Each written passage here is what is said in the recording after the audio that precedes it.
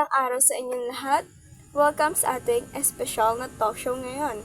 Pero bago yan, ako nga pala si Asiana Maria Plico at ang aking makakasamang si Angela de la Cruz. Kami ang magiging host sa araw na ito.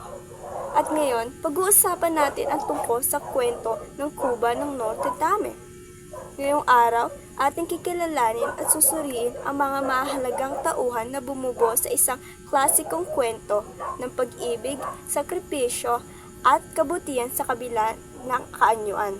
Sino-sino nga ba ang mga pangunahin o mahalagang tauhan na bumubuo sa isang kwento na ito? Alamin yan, partner, sapagkat ipaplas ang buod ng kwento na ito nang sa gayon ay ating matlaman kung ano nga ba ang mga dapat nating alamin sa kwentong ito. Buod. Ang nobela ay naglalarawan sa buhay ni Quasimodo, isang malaking pangit na tumutugtog ng kampara sa Notre Dame Cathedral sa Paris. Dahil sa kanyang itsura, itinuring siyang halimaw at pinagmalupitan ng mga tao. Sa kabila ng kanyang pangit na anyo, may magandang kaluluwa si Quasimodo. Nagmahal siya kay Esmeralda, sa maganda at malayang manggagawa ng kalye. Ngunit dahil sa kanyang itsura at katayuan sa buhay, hindi niya magawang ipahayag ang kanyang pagmamahal. Nang malingkusahan si Esmeralda ng pangkukulam at pagpatay, ginawa ni Quasimodo ang lahat para iligtas siya. Hinarap niya ang galit ng mga tao at sinubukang itago si Esmeralda sa loob ng Notre Dame. Sa huli, nabigo si Quasimodo na iligtas si Esmeralda. Iniwan siya ng kanyang tagapag-alaga sa Arcticon Claude Frollo na umiibig kay Esmeralda. Nagwakas ang kwento sa pagkamatay ni Quasimodo na nakitang patay kasama sa Esmeralda sa itaas ng Notre Dame. Pagsusuri ng nilalaman. Pagkakasunod-sunod. Una, paglalarawan ng setting. Ang nobelang ito ay nilalarawan ang Notre Dame Cathedral sa Paris at mga nakapalibot. Pangalawa, pagpapakilala sa tauhan.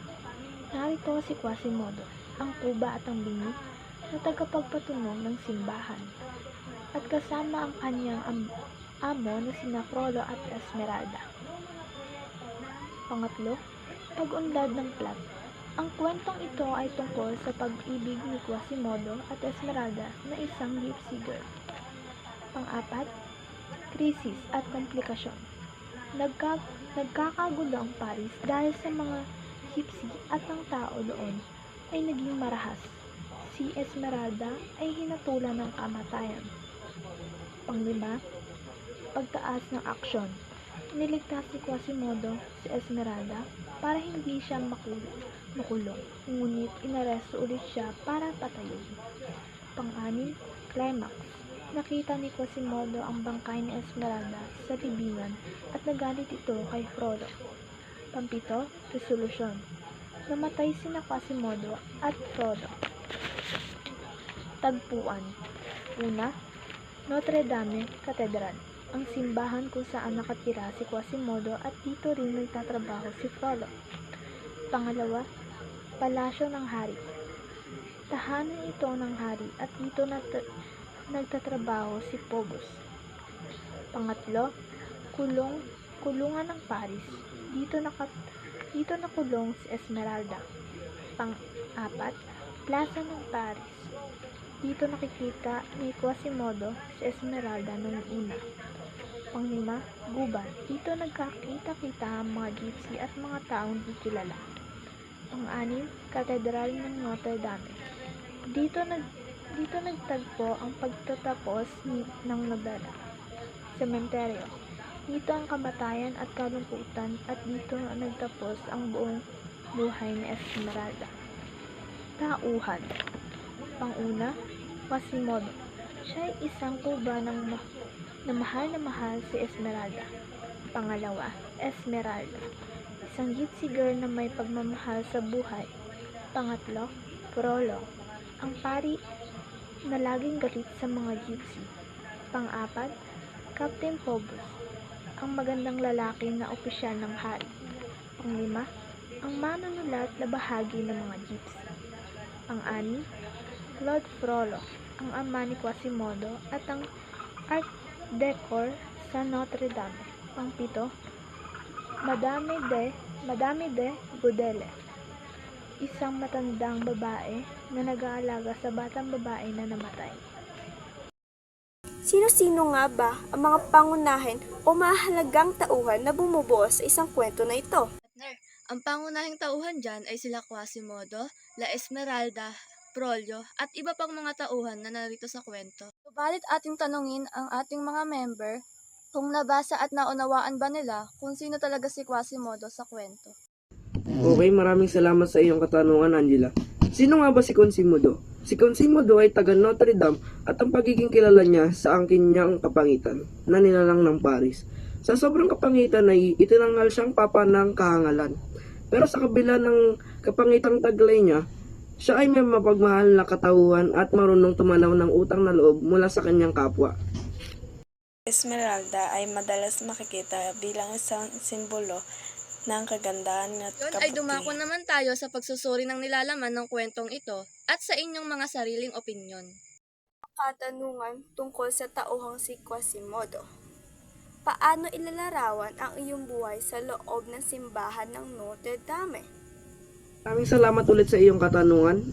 May papakita ko ang aking sarili bilang masaya sapagkat ako ang nakatalaga sa tagapag-ingat ng kampana. At may malalim na koneksyon sa mga ito.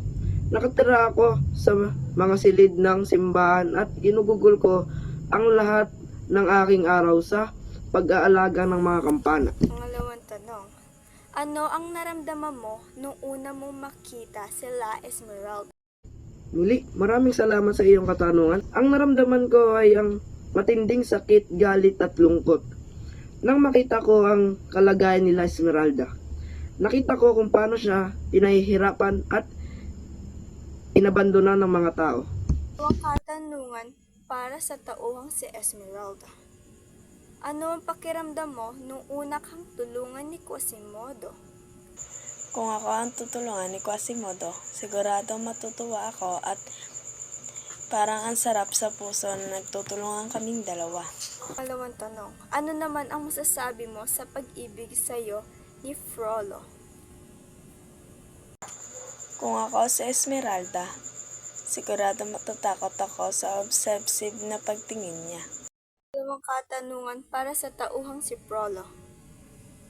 Paano ipapaliwanag ang ginawa mo kay Esmeralda and Quasimodo? Ginamit ni Frollo ang kanyang kapangyarihan para pag-interesan at kontrolin siya, na umantong sa kanyang kamatayan.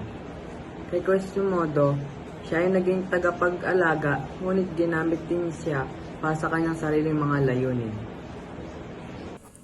Pangalawang tanong.